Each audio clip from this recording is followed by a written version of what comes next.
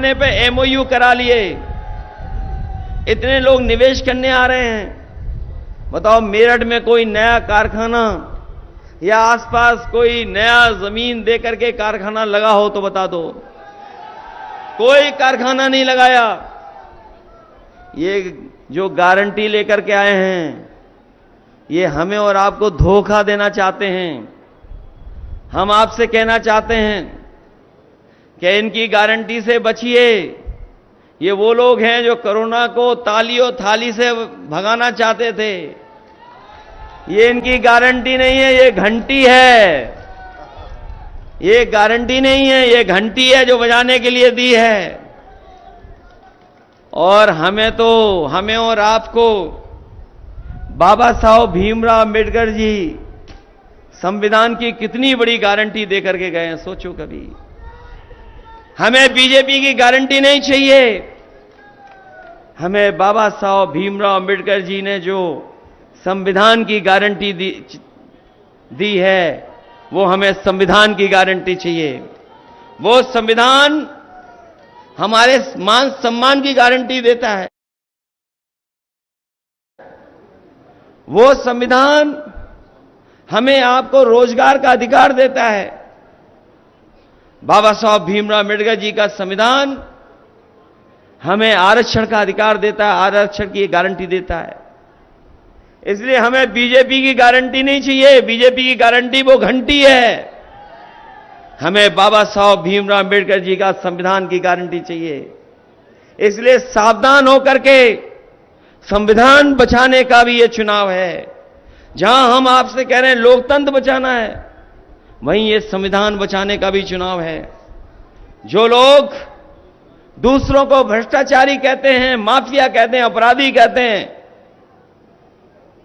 हम उनसे कहना चाहते हैं आज देश में सबसे बड़ी गोदाम भ्रष्टाचारियों की, माफियाओं की, अपराधी की कोई बनी है तो भारतीय जनता पार्टी की गोदाम बनी है।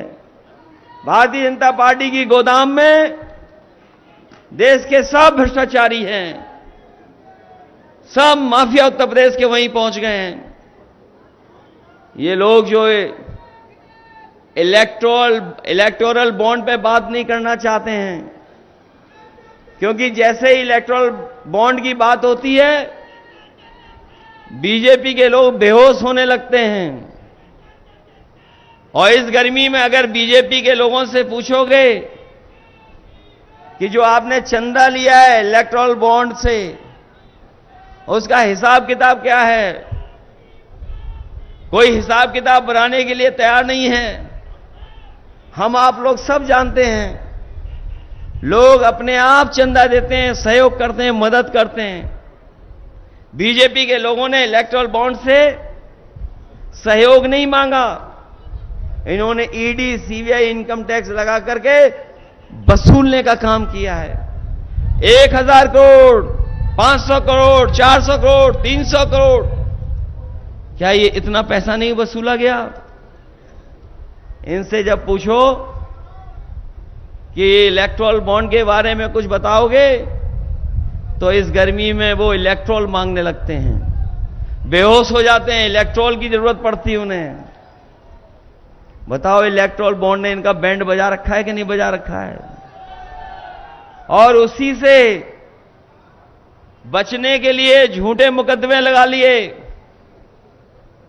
आप पार्टी के मुख्यमंत्री दिल्ली के, उन पे झूठे मुकदमे लगा दिए।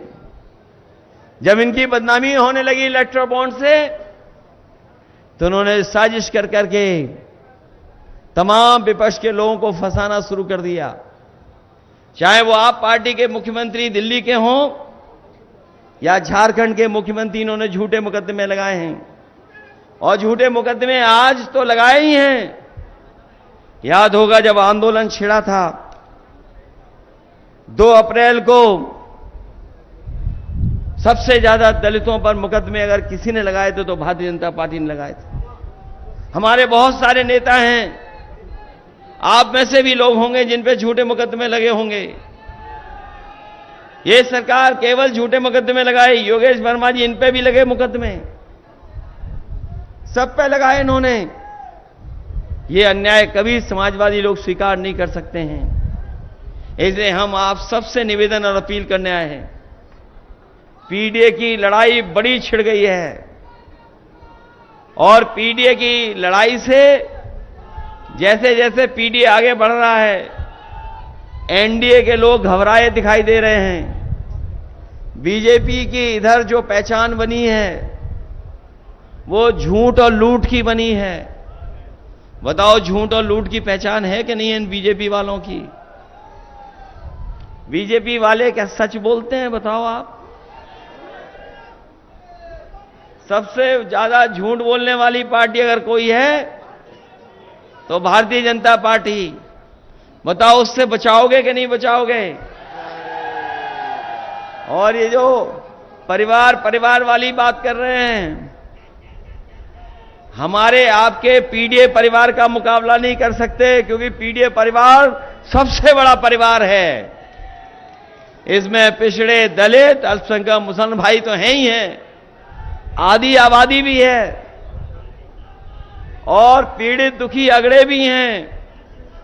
हम उन तमाम लोगों को धन्यवाद देना चाहते हैं जिनके मन से राजनीतिक चेतना जागी और उन्होंने झंडा बुलंद कर दिया भारतीय जनता पार्टी के खिलाफ। ऐसे बहुत सारे साथी हैं जो परंपरागत भारतीय जनता पार्टी का सहयोग और मदद करते थे, लेकिन जिस तरीके से भारतीय जनता पार्टी ने अन्याय किया है, उनके साथ भेदभाव किया है, तमाम वो लोग अपनी पंचायत कर करके और अपने राजनीतिक चेतना का सम्मान करते हुए वो इंडिया गठबंधन और समाजवादी पार्टी की मदद करने जा रहे हैं।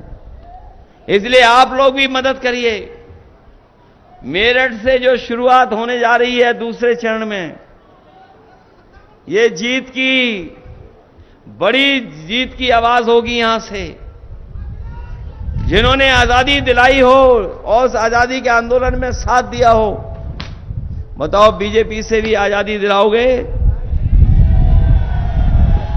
और महंगाई कहां है, बेरोजगारी कहां है, वो आप सब जानते हो। चरम सीमा पर महंगाई है, बेरोजगारी चरम सीमा पर है। इसीलिए न बेरोजगारी की बात कर रहे हैं, न ये रोजगार देने की बात कर रहे हैं। जो जो समाजवादियों ने काम किए वो आज भी दिखाई देते होंगे सड़कों पर। आज अगर एम्बुलेंस चल रही है और अगर आप फोन मिलाते होंगे एम्बुलेंस के लिए, तो एम्बुलेंस आपकी